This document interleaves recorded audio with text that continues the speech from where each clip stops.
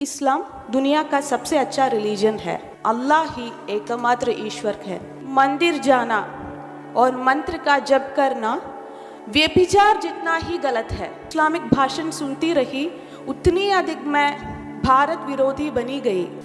अगर तुम गई तो हम चारों आत्महत्या कर लेंगे। तुम आत्महत्या करो या ना करो, मुझे कोई परवाह नहीं होगी। मुझे वापस नहीं ला सकते हैं।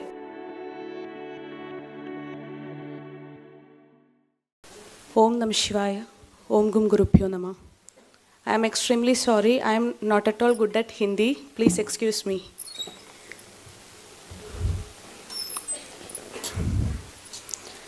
आदरणीय गुरुनाथ, मंच पर उपस्थित सभी मान्यवर और यहाँ उपस्थित सभी देवियों और सज्जनों, आप सभी को मेरा नमस्कार।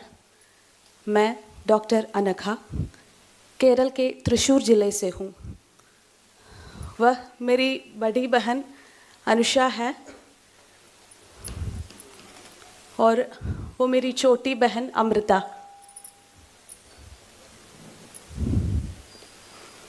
आज हम तीनों आचार्य श्रीमन मनोज जी के शिष्य हैं और आर्ष विद्या समाजम के फुल टाइमर्स भी हैं। मैं आपके सामने उस दर्दनाक अनुभवों को साझा कर रहे हैं जो हमारे परिवार ने 4 साल पहले झेला था। हमारा जन्म बहुत ही ऑर्थोडॉक्स ब्राह्मण फैमिली में हुआ था। बहुत छोटी उम्र से ही हम घर पर कई प्रकार के अनुष्ठान और दैनिक पूजा देखते हुए बड़ी हुई है। मुझे केवल कुछ अनुष्ठानों के अलावा इस बात का कोई अंदाजा नहीं था कि सनातन धर्म क्या है, भारत का वास्तविक इतिहास क्या है और समकालीन चैलेंजेस क्या होती है। यह अज्ञता मुझे इस्लाम के गड्ढे में ले आया। मैं हर किसी की तरह अच्छी पढ़ाई करके एक अच्छी नौकरी पाकर अपने परिवार की देखभाल करके और एक अच्छा फिजियोथेरेपिस्ट बनने का सपना लेकर कॉलेज गई थी, लेकिन कुछ और ही मेरे इंतज़ार कर रहा था। यह एक ऐसा समय था जिसने मेरे जीवन का दिशा बदल दी। मैं अपने कॉलेज के दिनों में हॉस्टल में रहती थी। मेरे रूममेट्स में मुसलमान अधिक थे। हमारे बातचीत में रिलीजन कॉमन टॉपिक बन गया। सबसे पहले उन्होंने मुझे हिंदू धर्म के बारे में क्वेश्चंस पूछना शुरू किए। आप सभी ने केरला स्टोरी फिल्म देखी होगी। मैंने भी फिल्म में कैरेक्टर शालिनी उन्नीकृष्णन जैसे ही क्वेश्चंस को सामना किया है। मैं उनको किसी भी क्वेश्चंस को आंसर नहीं दे पाई क्योंकि मैं अपने धर्म के बारे में कोई जानकारी नहीं थी। ये क्वेश्चंस धीरे धीरे क्रिटिसिज्म्स एंड इंसल्ट्स में बदल गई। वे क्षण थे जब मुझे ये कहने में भी शर्म आती थी कि मैं हिंदू था। मेरे परिवार वालों को भी कोई क्वेश्चंस को सैटिस्फैक्ट्री और क्लियर जवाब नहीं दे पाई। मुझे सिर्फ यही आंसर मिला था कि हम अपने पूर्वजों को बताने रास्ते पर चलते हैं बस। लेकिन मैं इस आंसर से खुश नहीं था। मैं इन सवालों का जवाब खोजने के लिए बहुत कोशिश की लेकिन सफल नहीं हुई। इसलिए जब मैं एक कंफ्यूज्ड स्टेट में थे, मेरे फ्रेंड्स ने मुझसे इस्लाम के बारे में बात करना शुरू किया। उन्होंने बताया कि इस्लाम दुनिया का सबसे अच्छा रिलीजन है। अगर मैं इस्लाम के बारे में क्वेश्चंस करते तो वे पूरे आंसर्स देते थे क्योंकि उन्होंने बचपन से ही मदरसा में उनकी रिलीजियस शिक्षा प्राप्त की थी। लेकिन मैं सनातन धर्म की बेसिक चीज़ों भी नहीं जानती थी। इसलिए मुझे उनके विचारों से प्रभावित होने में देर नहीं लगी। मैं अपने पहचान खोने लगा। तब तक मैं मानती थी कि सभी ईश्वर एक है और मानने लगा कि अल्लाह ही एकमात्र ईश्वर है। इस्लाम ने सबसे पहले मुझे सिखाया कि बाकी सभी रिलीजियंस के ईश्वर संकल्प और उनके अनुयायी नित्य नरक के अवकाशी है और सभी गैर मुसलमान मेरे लिए काफिर हो गए। तब तक मैं बिनती, कुमकुम, चंदन लगाती थी और धीरे से मैं मुस्लिम महिला की तरह कपड़े पहनने लगी। गाना, नाचना, सब कुछ मेरे लिए हराम हो गया। मुझे लगने लगा कि मंदिर जाना और मंत्र का जप करना व्यभिचार जितना ही गलत है।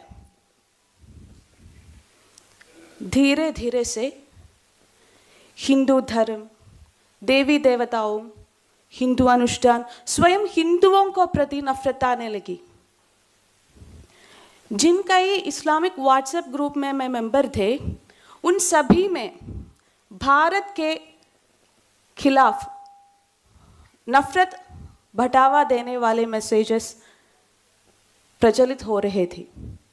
उन सारे मैसेजेस का टोन सिर्फ यही था कि भारत एक हिंदू राष्ट्र है और यहाँ विभिन्न तरीकों से इस्लाम का डोमिनेंस स्थापित किया जाना चाहिए और सभी मुसलमानों को इसमें इसके लिए योजनाएं में भाग लेना चाहिए। मेरे मुस्लिम फ्रेंड्स ने मुझे ओपनली बताया है कि उनकी योजना schools, colleges, hospitals, government, law and order, IT, social media, charity services जैसे सभी क्षेत्रों में अपना डोमिनेंस स्थापित किया है और इस तरह से सभी गैर मुसलमानों को इस्लाम में परिवर्तित करना है। उन्होंने ये भी कहा कि CAA NRC आदि भारत के मुसलमानों को नुकसान पहुंचाने के लिए है और इनको डटकर मुकाबला देना चाहिए। क्या आप जानते हैं कि उस समय मैं किससे सबसे नफरत करती थी? कोई और नहीं बल्कि हमारे प्रधानमंत्री श्री नरेंद्र मोदी जी से। मोदी जी की योजना भारत के सभी मुसलमानों को निर्वासित कर इसे एक हिंदू राष्ट्र बनाने की है। इसलिए उन्होंने ये भी सुझाव दिया कि उन्हें जल्द से जल्द अपने मृत्यु के लिए प्रार्थना करनी चाहिए। और आपको पता है, मैं नमाज के बाद यही दुआ करती थी। मैं कितनी अधिक उसकी इस्लामिक भाषण सुनती रही, उतनी अधिक मैं भारत विरोधी बनी गई। सच तो यह है कि मैं एक भयानक मानसिक स्थिति में पहुंच गई थी कि अगर ज़रूरत पड़ने पर भारत के खिलाफ लड़ने से भी नहीं हिचकिचाती। क्या आप कल्पना कर सकते हैं मैं किस तरह की भयानक स्थिति में थी? किसी को इस्लाम में लाना इस्लाम में बड़ा पुण्य माना जाता है, इसलिए मैं अपनी पूरी फैमिली को कन्वर्ट करने की कोशिश की। सबसे पहले मैं अपनी छोटी बहन अमृता को कन्वर्ट करने की कोशिश की। मैं उसे पूरी तरह से कन्वर्ट करने में सफल नहीं हुई, लेकिन मेरी इस्लामी पढ़ाई आगे बढ़ रही थी। मेरे दोस्तों ने मुझे तफसीर, जो कुरान का व्याख्यान होता है, वो मुझे दिया और साकिर नायक, MM अकबर जैसे इस्लामिक प्रीचर्स का वीडियोस भेज दिए। उसे पढ़कर और सुनकर मैं इस्लामी विरोधी होती गई, हिंदू विरोधी होती गई। कॉलेज के बाद मुझे कोड़िकोड, केरल के कोड़िकोड में नौकरी मिल गई थी, जहां मुस्लिम डोमिनेटेड एरिया है। और वहाँ मेरे पेशेंट्स और उनके बाईस्टैंडर्स जो इस्लाम के प्रति मेरे झुकाव को समझते थे, उन्होंने मुझे हर तरह से सपोर्ट देना शुरू कर दिया। उन्होंने ये भी कहा कि मेरा इस्लामिक लीगल कन्वर्शन के लिए वे हर तरह से मदद करेंगे। मैं उनके इस उत्साह से एक्चुअली हैरान थी। इस्लाम सिखाने के 6 साल बाद 2020 में मैं कन्वर्शन करके अपना नाम बदलकर आयमा अमीरा बन के पूरी तरह से मुसलमान बनने का फैसला किया। लेकिन उससे पहले इसके बारे में मैं अपने परिवार वालों को ओपनली बताने को डिसाइड किया। मुझे पक्की तौर पर मानती हूँ कि उस क्षण से मेरे जीवन में ईश्वर और गुरु का अदृश्य हस्तक्षेप था। मैं अपने नौकरी से इस्तीफ़ा दे दिया और घर आ गई। यह जो समय था जब हमारे परिवार ने एक लंबे लॉकडाउन पीरियड के बाद फिर एक साथ था। मेरे माता पिता को अंदाज़ा था कि मैं इस्लाम के बारे में सीख रही हूँ, लेकिन उन्होंने कभी नहीं सोचा कि मैं कन्वर्ट हो जाऊँगी। एक दिन मैं अपनी मासूस माता पिता को ये खबर बताई कि मैं इस्लाम स्वीकार कर लिया हूँ और अब मैं एक मुस्लिम महिला हूँ। क्या आप जानते हो इसके बाद क्या हुआ? वे ऐसे घटे दे जैसे उनके सिर पर वार किया गया है। वे जो अपने दिल और दिमाग पर श्री कृष्ण भगवान को रखते हैं, मेरे बात को सहन नहीं कर सके। खुशी के दिन दुख में बदल गई। मेरे माता पिता मेरे सामने बैठकर रोते रहते थे। उन्होंने गाना बंद कर दिया। वे हर समय केवल रोते रहते थे, लेकिन वे मेरे फैसले से मुझे निकाल नहीं कर सके, क्योंकि मेरे क्वेश्चंस का जवाब उनके पास नहीं थे, इसलिए वे हेल्पलेस थे। मैं घर पर ही नमाज पढ़ना शुरू किया। जब समय पर नमाज नहीं पढ़ पाती तो मैं निर्दयी हो जाती थी, क्योंकि मुझे डर था अगर मैं समय पर नमाज नहीं पढ़ी या नमाज छोड़ दी तो अल्लाह मुझे सजा देगा। तब तक मैं चोरी छुपी नमाज पढ़ती थी, लेकिन एक दिन मैं खुलेआम नमाज पढ़ने को डिसाइड किया। जब मेरी पापा ने नीचे पूजा करते थे, मैं ऊपर नमाज पढ़ती थी। एक दिन मेरी माँ ने यह देख लिया। वह टूट गई।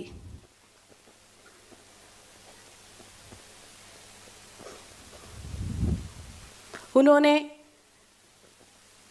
पूजा कमरे जाकर नारायणा नारायणा चिल्लाकर रोने लगी। यह सुनकर मैं नीचे आ गई। पूजा कमरे में विग्रहों को देखकर मैं बहुत चिढ़ हुई। मैं माँ से कहा, तुम किस नारायण को प्रार्थना कर रही है? तुम्हें बचाने के लिए कोई नहीं आएगा, क्योंकि ऐसा एक ईश्वर ही नहीं है। वो ईश्वर नहीं, शैतान है, शैतान। ये सुनकर मेरी माँ रोते रोते मेरे पैरों पर गिरा और बोली, बेटी मत जाओ। अगर तुम गई तो हम चारों आत्महत्या कर लेंगे। इसे सुनकर मुझे और भी गुस्सा आ गया। मैंने कहा कि तुम काफिर हो, तुम नरक के बारे में निश्चित हो।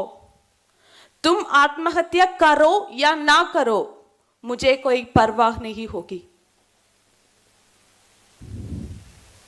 मेरी जगह आप अपने बच्चों को कल्पना करें, जिसे यदि वो आपका बेटी या बेटा जिसे आपने प्यार से पाला और बड़ा किया है, उसने आपके साथ यह कहते तो आपको कैसा लगेगा? सोचिए। मैं यह उस माँ से कह रही थी जिसने मुझे 9 महीने तक अपने गर्भ पर रखा, प्यार से पाला पोसा, मुझे सब कुछ दिया। दरअसल मेरे दिमाग में ये शैतानी विचारधारा दी जो मुझे यह कहने में मजबूर कर दिया था। इस्लाम में कहते हैं कि गैर मुसलमानों का बात मत सुनो, फिर वे तुम्हारे माता पिता ही क्यों ना हो। ये सुनकर मेरी माता पिता निराश हो गई। उन्हें समझ आया कि उनके आंसू और सलाह मुझे वापस नहीं ला सकते हैं। ईश्वर का अगला अदृश्य हस्तक्षेप मेरे कसिन भाई अजय भैया के रूप में आया। एक दिन उन्होंने कहा कि सिर्फ इसलिए हमारे पास तुम्हारे क्वेश्चंस का जवाब नहीं है, इसका मतलब यह नहीं है कि इन क्वेश्चंस का जवाब ही नहीं है। एक ऐसी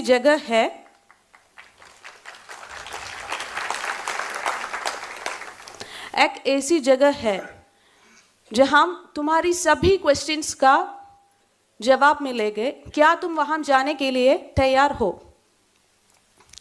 मैंने कहा कि मैं कहीं भी जाने के लिए तैयार हूं, क्योंकि मैं इस बात में ओवर कॉन्फिडेंस था कि मैं किससे भी इस्लाम के बारे में समझा सकती हूं।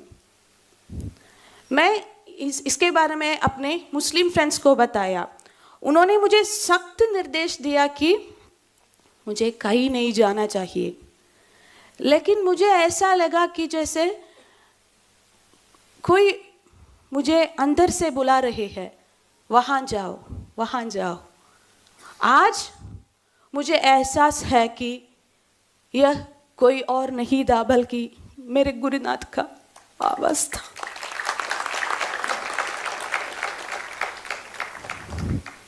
जैसे 26 अगस्त 2020 में इस गर्व के साथ मैं आर्ष विद्या समाजम आई थी कि मैं वहाँ से सबको इस्लाम में कन्वर्ट करूँगी। शुरू के 2 दिनों में वहाँ के टीचर से बात की। मुझे जो तर्क पता था इसको I was dealing with them. तीसरे दिन ही हम आचार्य श्री मनोज जी से मिले। आचार्य जी के साथ डिबेट हुआ। आचार्य जी ने उसी कुरान और हदीस के आधार पर बात करती थी जिसे मैं दैविक वचन मानती थी। आचार्य जी ने कुरान के ईश्वर संकल्प, अनसाइंटिफिक फैक्ट्स, अंधविश्वास, मोहम्मद के क्रुएल्टीज एक्सेट्रा के बारे में बात की। क्या आप विश्वास करेंगे, जिस आइडियोलॉजी मेरे माता पिता के आंसू, मेरे रिश्तेदारों के सलाह, मेरी बहनों और दोस्तों के बातें को बदल नहीं सके, उस आइडियोलॉजी को आचार्य जी ने बहुत शांति से एक फूल तोड़ने जैसे बदल दिया।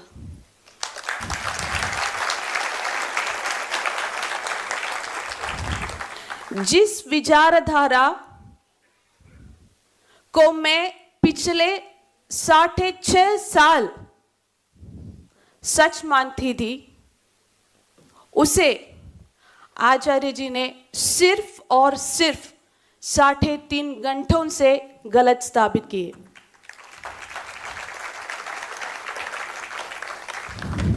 फिर उन्होंने मुझे पूछा कि बेटी, क्या तुम अब भी ये मत को माना जाती है? मैं आचार्य जी के सामने हाथ जोड़े और नम आंखों से कहे, मुझे इस्लाम नहीं चाहिए।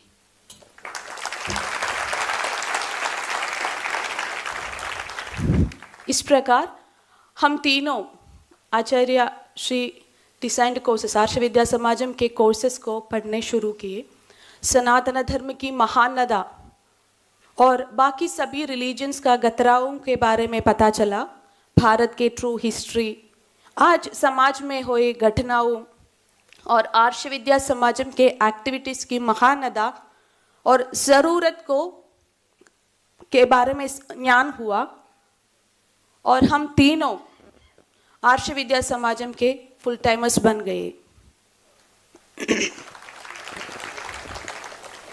जब हम सनातन धर्म में वापस आने के अपना अनुभव साझा करते हैं तो कई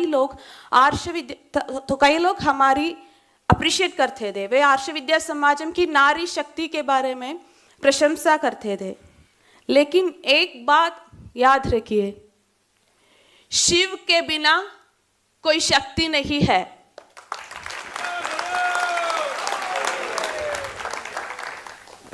जी, अगर आचार्य श्री मनोज जी नहीं होते तो हम में से कोई भी आज आपके सामने बोल नहीं रहा होता।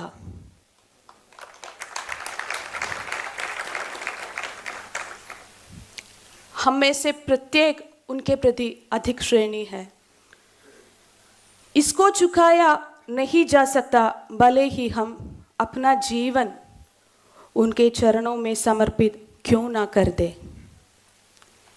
क्या आप कल्पना कर सकते हैं उनका ज्ञान और प्रभाव कितना होता कि हम जो खुद को हिंदू कहने में भी शर्मिंदा थी, उन्होंने हमें सक्षम बनाया कि आज हम स्वाभिमानी हिंदू कहते हैं।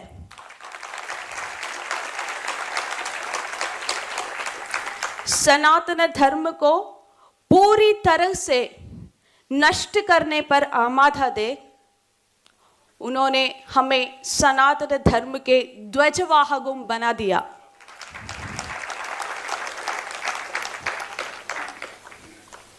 हम अपने जीवन का अंतिम सांस तक आचार्य जी और उनके मिशन के साथ रहेंगे।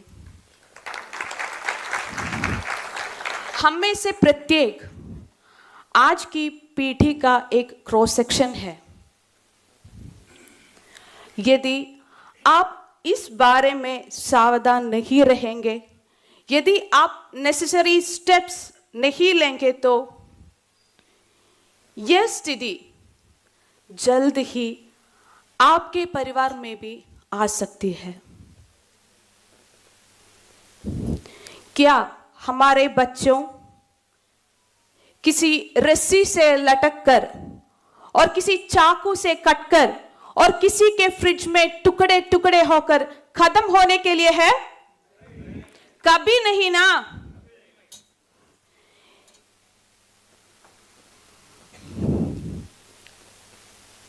हम कब तक इस तरह डरते रहेंगे, शौक मानते रहेंगे? आज समस्या पर नहीं, समाधान पर चर्चा करने की जरूरत है। हमारा देश एक ऐसा राष्ट्र है जो सहस्राब्दियों के उत्पीड़न के बावजूद बहादुरी से जीवित है। हम इस संकट से भी पार पालेंगे। सनातन धर्म की दिव्य रोशनी विश्व के कोने कोने तक पहुंचेंगे। लेकिन एक बात याद रखिए, हम लाखों मिशनरियों से लड़ने जा रहे हैं। इसलिए हमारा योजनाएं भी उतना ही स्ट्रांग होनी चाहिए। आप चिंता ना करें, आचार्य जी द्वारा प्रतिकल्पित धर्म प्रचारक पद्धति ही इसका समाधान है। इसके लिए हमें पूर्णकालिक कार्यकर्ताओं की जरूरत है। इसमें आप इंटरेस्टेड है तो आगे आना चाहिए। अगर आपको अब इसमें एक्टिवली इन्वॉल्व नहीं कर सकते हैं तो आप इंटरेस्टेड कैंडिडेट्स को रेकमेंड कर सकते हैं, या फिर 1 साल के लिए कम से कम एक धर्म प्रचारक को स्पॉन्सर कर सकते हैं। और ये करने में भी आप सक्षम नहीं है तो कृपया जो लोग के कॉन्टैक्ट्स देकर मदद करें जो स्पॉन्सर कर सकते हैं। यदि आप ऐसा भी नहीं कर सकते हैं तो मेरा आप सभी से अनुरोध है कि कम से कम आर्ष विद्या समाजम के लिए महाराष्ट्र में एक सेंटर खोलने का प्रयास करें।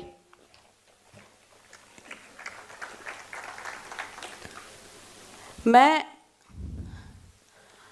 अपनी एक्सपीरियंसेस आपकी सहानुभूति या प्रशंसा पाने के लिए नहीं बताए। मेरे ये एक्सपीरियंसेस यहाँ मौजूद एक भी व्यक्ति मैं बदलने को मदद करने तो मैं इसे बड़ा सफलता मानेंगे। इतने लंबे समय तक मुझे पेशेंटली सुनने के लिए सभी को मेरे धन्यवाद। सब कुछ गुरुपद पर समर्पित करके ओम नमः शिवाय, ओम गुम गुरुभ्यो नमः।